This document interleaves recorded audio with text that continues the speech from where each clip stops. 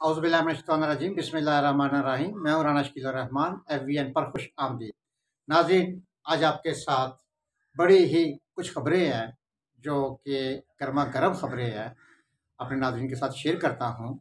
सबसे पहली ख़बर पे चलते हैं, कल के फैसले पे कि इलेक्शन कमीशन ने कल जो एक मेरिट पे फैसला दिया है और जो आर्टिकल 63(1)P के तहत इमरान खान को नाअहल किया गया है और जिसकी दफात 137 और 173 लगाई गई हैं। और ये जो दफात है, इनको फौजदारी के मुकदमे में इमरान खान को अब इनके ऊपर फौजदारी का केस चलाया जाएगा सेशन जज साहब की अदालत में। तो देखते हैं आगे जाके इनके साथ क्या होता है। अब चलते हैं असल इश्यूज़ की तरफ कि असल जो मामला था कि वो क्या है।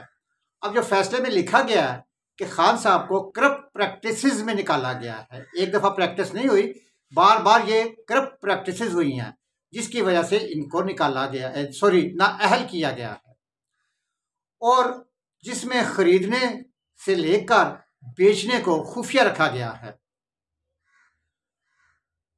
नाज़रीन, थोड़ी सी आपने मुख्तलिफ चैनल्स पे मुख्तलिफ प्रोग्राम्स में देखा होगा, लेकिन मैं भी थोड़ी सी आपको इसके हकीकत के करीब करीब लेके आता हूँ कि जिस तरह के मेरा अपना एक तज़िया है या उस वक़्त जो सूरत हाल हुई थी, मैं आपको थोड़ी सी उसमें आगाही करता हूँ। आपको याद होगा कि खान साहब प्राइम मिनिस्टर बनने के बाद सबसे पहला दौरा इनका सऊदी अरब था। सऊदी अरब में ये खातून अव्वल साथ थी और इनका वफद था, जिसमें जुल्फ़िकार बुखारी साहब भी थे, शाह महमूद कुरैशी साहब भी थे और दीगर भी लोग थे। सब उन तकरीबन तमाम वफ्द को ताइफ दिए गए, छोटे छोटे ताइफ दिए गए, लेकिन जो अच्छे और बड़े और कीमती ताइफ थे वो उस वक़्त खातून अव्वल बुशरा बीबी को दिए गए और ख़ान साहब को घड़ी दी गई। ये घड़ी लेकर दौरा कंप्लीट करके सुलेमान उस वक़्त शाह सुलेमान साहब से एक कह लें कि फर्स्ट स्टेप था इनका यारी दोस्ती का कि जी वो बेली बन गया, दोस्त बन गए। यारी दोस्ती में वो ये समझते थे, मतलब हमारे खान साहब उस वक्त प्राइम मिनिस्टर समझते थे कि अब हम एक करीबी दोस्त बन चुके हैं। ये पाकिस्तान आते हैं, पाकिस्तान आके ज़रा ये जितने भी गिफ्ट होते हैं, ये बड़ी पुरानी हिस्ट्री है, अंग्रेज़ों के दौर की, बरस उससे बल्कि पहले की मुगलिया ख़ानदान की ये चलती आ रही है कि मुख्तलिफ बादशाहों को ये तोहफे मिलते थे और ये तोशा खाने में रखे जाते थे और अभी तक वो सिलसिला जारी है। तो इन्होंने वो घड़ी कागज़ों में, पेपरों में तो तोशा खाना में जमा करवा दी, लेकिन वो घड़ी अपने पास ही रखी। वो एक मिसाल है ना बनी हुई कि मियाँ बीवी जो होते हैं ना, घर के दो पहिए होते हैं। अगर खामद की कामयाबी के पीछे बीवी का साथ होता है कि अगर खामद कामयाब होता है ना, तो वो बीवी उसकी साथ होती है। अगर खामद किसी जगह पे बदनाम होता है या नाकाम होता है तो उसकी बीवी का अमल दखल ज़रूर होता है, क्योंकि मियाँ बीवी गाड़ी के दो पहिए होते हैं। तो ये खान बुशरा बीबी साहिबा जो थी, अब वल्लाह आलम इनको पैसों की हिरस थी या पैसों का कोई लालच था या क्या था, हो सकता है। मेरा अपना भी एक तजिया है या राय के लिए मैं अपनी कायम कर सकता हूँ कि खान साहब को इसके बारे में नहीं पता होगा उस वक़्त।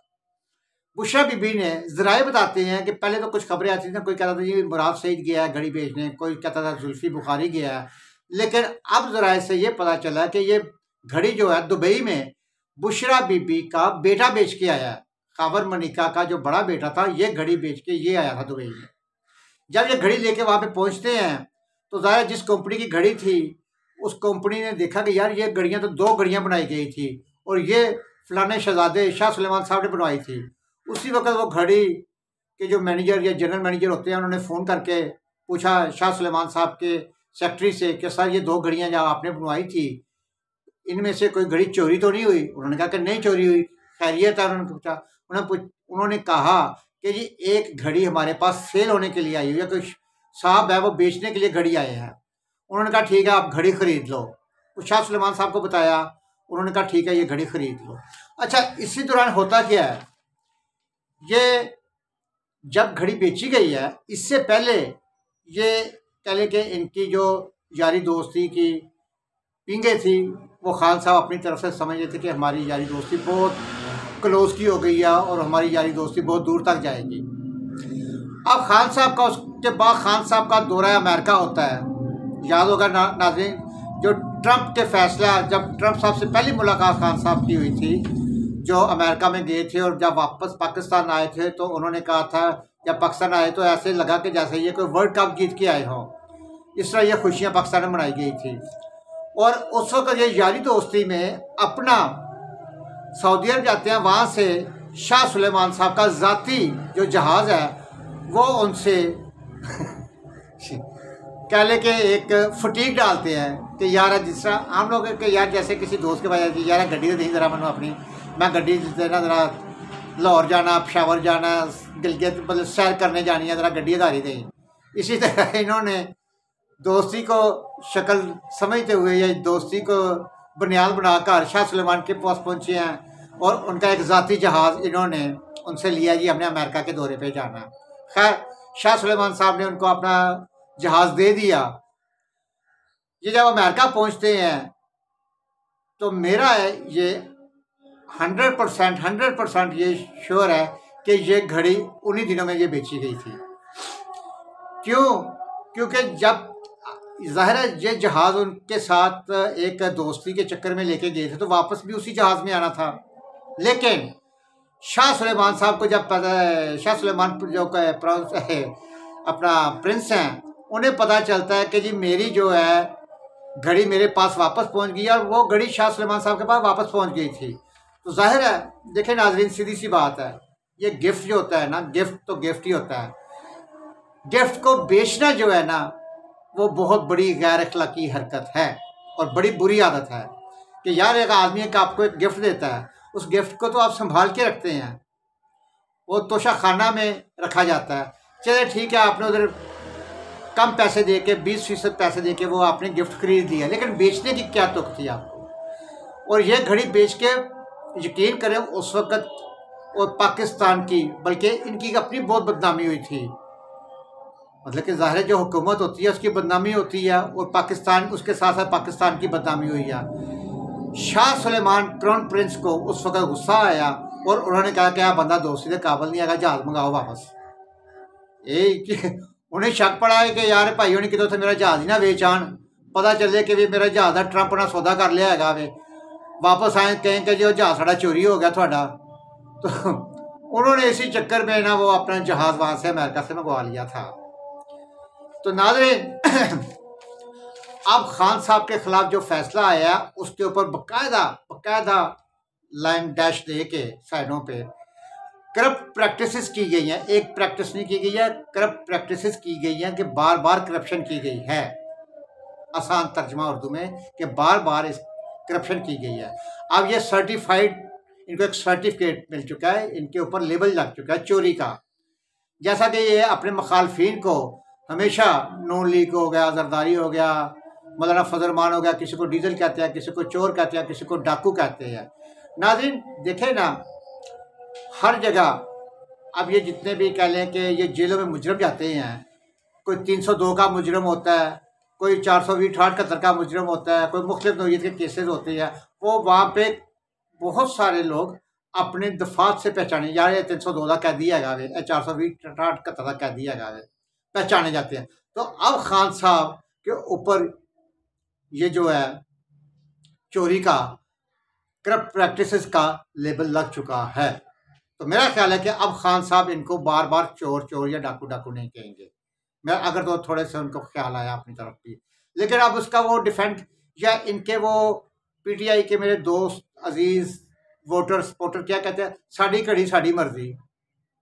ओ भाई, घड़ी थोड़ी मर्जी नहीं है भाई। ठीक है, आपने खरीद ली, मान लिया घड़ी आपकी, आपने चंद पैसे देके घड़ी खरीद ली, लेकिन बेचना ये गैर अखलाकी हरकत थी। और नाज़रीन, खान साहब ने बुशरा बीबी साहिबा ने टी सेट, डिनर सेट, मतलब कि इस तरह के बहुत से ताइफ लिए, हारों के सेट, अंगूठियों के सेट लिए, और इन्होंने कुछ 4 से 5 चीज़ें जो कीमती चीज़ें थी वो बेच दी हैं। वो बेचने से इन्होंने ये चीज़ें सारी जो है इलेक्शन कमीशन, क्योंकि हर साल जितने भी हमारे पार्लियामेंटेरियन होते हैं हर साल इन्हें अपने गोशवारे जमा करवाने होते हैं, हर साल, कि ये हमारी इनकम है, ये हमारे एक्सपेंडिचर हैं। तो इन्होंने खान साहब ने ये चीज़ें छुपाई। ज़ाहिर है एक दफ़ा इलेक्शन कमीशन में सवाल हुआ कि ये 4 करोड़ की आपने तारीफ खरीदे, ये 4 करोड़ रुपया आया कहाँ से है?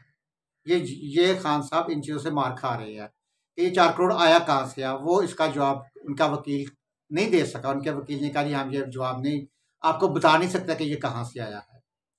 नाज़रीन, कल इसका फैसला आने के बाद शाम तक फवाद चौधरी की एक वीडियो आई कि निकल जाओ, घराव कर दो, जला दो, मार दो, ऐसे कर दो, वैसे कर दो। तो शाम को मुख्तलिफ जगह पे, पेशावर हो गया, लाहौर हो गया, फैसलाबाद हो गया, कुछ दीगर शहरों में चंद मखसूस लोग निकले हैं।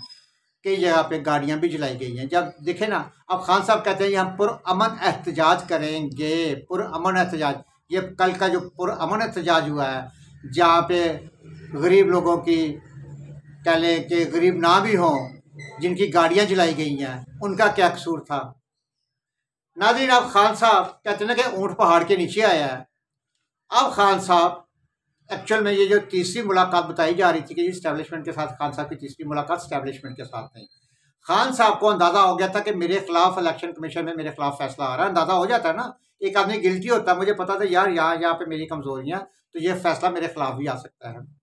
अब खान साहब ने खुद ऑफर करवाई थी, सदर ममलिकत और इस्टेब्लिशमेंट ने बीच में पढ़ के हुकूमत की नुमाइंदगी, हुकूमती के जो बंदे थे हुकूमत के 3 नुमाइंदे, उनके कोई 3 बताते हैं, कोई 2 बताते हैं। और इसी तरह PTI का जो वफ्द है वो भी 2 या 3 नुमाइंदों पर मुश्तमिल है। और इनकी गुफ्तगू कल शाम से जारी है। खान साहब ने अपने 4 मुतालबात रखे हैं। 4 मुतालबात क्या रखे हैं? सबसे पहला मुतालबा तो उन्होंने ये रखा है कि जी मुझे ना सारी मतलब कि तायात ना अहल ना किया जाए। कैसे? कि ज़ाहिर है वहाँ पे गवर्नमेंट मुझे सपोर्ट करे, मेरे खिलाफ ना चले। ठीक हो गया। उसके बाद खान साहब ने दूसरा मुतालबा ये किया है कि ये जो इलेक्शन कमीशन है, सॉरी, जो इलेक्शन है, इसका कोई दरमियानी रास्ता निकाला जाए। उसके बाद जो नाज़रीन तीसरा आया इनका कि जी मुझे फॉरेन फंडिंग का केस, सॉरी, तीसरा उनका जी फॉरेन फंडिंग का फैसला नहीं आना चाहिए। खान साहब को पता भी है कि मैं फॉरेन फंडिंग केस में वहाँ से मैं फारग हो जाऊँगा। और चौथा फैसला उनका कि जी मेरे लॉन्ग मार्च को रोका ना जाए, क्योंकि मैं ज़ाहिर है अगस्त से ये लॉन्ग मार्च की कॉल देता आ रहा हूँ लॉन्ग मार्च की कॉल। अब अगर इधर आकर मैं लॉन्ग मार्च ना करूँ तो मेरी बड़ी एक पोजीशन वीक हो जाती है। मेरा वोटर, जो मेरा सपोर्टर है, वो क्या सोचेगा? तो मुझे लॉन्ग मार्च करने की इजाज़त दी जाए। हाँ, जहाँ पे 144 है, रेड जोन है, मैं वहाँ पे नहीं जाऊँगा, मैं कोई नुकसान नहीं पहुँचाऊँगा। बस लॉन्ग मार्च करेंगे, अपनी तकरीरें करेंगे और वापस आ जाएंगे। ये इन्होंने अपने 4 मुतालबात पेश किए हैं। उसके बाद हुकूमत के भी अपने कुछ मुतालबात हैं। आज फिर सिटिंग होगी, कल भी होगी, ये 4-5 दिन 6 दिन सिटिंग रहेगी इनकी। फिर देखते हैं कि इनके दरमियान ये मुतालबात कितने खान साहब के माने जाते हैं और कितने हुकूमत के माने जाते हैं। नाज़रीन, उसके बाद जो है कल आर्मी चीफ साहब की कुछ मुलाकात हुई है कुछ सहाफ़ियों से, लेकिन वो मुलाकात उनकी एक प्राइवेट मुलाकात थी। लेकिन उन्होंने अब मुख्तलिफ चैनल्स पे ये भी सुनने में आ रहा है कि चीफ साहब ने कहा था, उन्होंने एक प्राइवेट गुफ्तगू की है कि यार मैं 5 हफ्तों के बाद रिटायर हो रहा हूँ, तो मैं एक्सटेंशन नहीं ले रहा। लेकिन ये मेरी प्राइवेट गुफ्तगू है, लेकिन हम पाकिस्तानी हैं ना। उन्होंने कहा था कि ये खबर लीक ना हो, लेकिन हम पाकिस्तानी कौन, फिर हमें पाकिस्तानी ना कहे कि हम इतनी अहम खबर को लेकर, ये अहम थी, पता भी है रिटायर हो जाना, उन्होंने एक्सटेंशन नहीं ले, लेकिन इसकी किसी साहब ने इसकी लीकेज कर दी कि जी मैं 5 हफ्ते के बाद रिटायर हो रहा हूँ। लेकिन कल ये दूसरी खबर, क्योंकि इमरान खान साहब चाह रहे थे कि बाजवा साहब अभी रिटायरमेंट ना लें जब तक दूसरे इलेक्शन मतलब कि नहीं हो जाते, वो जब भी हो 2 महीने बाद हों या उससे पहले हो जाए, कि हमें बाजवा साहब की सपोर्ट मिलती रहे। उसके बाद मैं खुद अपने हाथों से आके आर्मी चीफ की तैनाती करूं। लेकिन ये भी जो खबर थी खान साहब के ऊपर एक बम बनकर कह लें के गिरी है। तो अब जो है खान साहब मेरे ख्याल में जो ज़राए बताते हैं कि खान साहब 29 अक्टूबर को लॉन्ग मार्च लेकर निकलेंगे। देखते हैं कि वो अपने वादे पे पूरा उतरते हैं या कि नहीं, क्योंकि उन्होंने हुकूमती नुमाइंदाओं से ये बात कर रहे हैं कि जी हम कोई नुकसान नहीं करेंगे, लॉन्ग मार्च करने की इजाज़त दे देते। यार खान साहब तो यही हमेशा कहते थे कि सियासतदान अपने दरवाजे बंद नहीं करते हैं। सियासतदानों को अपने दरवाजे बंद नहीं करने चाहिए। वो सियासतदान हों या कोई भी दोस्त हों, आपस में दोस्त भी हों, अजीजदार भी हों, रिश्तेदार भी हों, उनको अपने दरवाजे बंद नहीं करने चाहिए। टेबल टॉक होनी चाहिए, टेबल पे बैठ के गपशप होनी चाहिए, बातचीत होनी चाहिए, जिससे हर मसले का हल निकाला जा सकता है। लेकिन आपको पता है कि खान साहब 3.5 साल, पौने 4 साल शहबाज शरीफ से हाथ तक मिलाना गवारा नहीं करते थे, और अभी भी अपने जलसों में कह रहे हैं कि मैं मर जाऊंगा, इनके नीचे नहीं बैठूंगा, इस हुकूमत को मैं नहीं मानूंगा। आया ना फिर उन पहाड़ के नीचे। अब खुद ही खान साहब ने ऑफर करवाई है हुकूमत को, पीडीएम की हुकूमत को ही, कि ये हमारे साथ मुज़ाकरात पे बैठे, और इसमें इस्टेब्लिशमेंट ने अपना किरदार अदा किया और सदर पाकिस्तान आरिफ अलवी ने अपना किरदार अदा किया। लेकिन इनमें इस्टेब्लिशमेंट का नुमाइंदा कोई नहीं है, इन मुज़ाकरात में इस्टेब्लिशमेंट का नुमाइंदा कोई नहीं है, हुकूमती नुमाइंदा हैं और ये अपोजिशन और पीटीआई के 2 नुमाइंदे, 3 नुमाइंदे बैठे हुए हैं। तो देखते हैं ये कि मुज़ाकरात कहाँ तक पहुँचते हैं और इसकी आखिरी शक्ल क्या देती है और इसका क्या फैसला आता है या किस नतीजे पर ये पहुँचते हैं। तो नाज़रीन इजाज़त दीजिए, अल्लाह हाफिज़।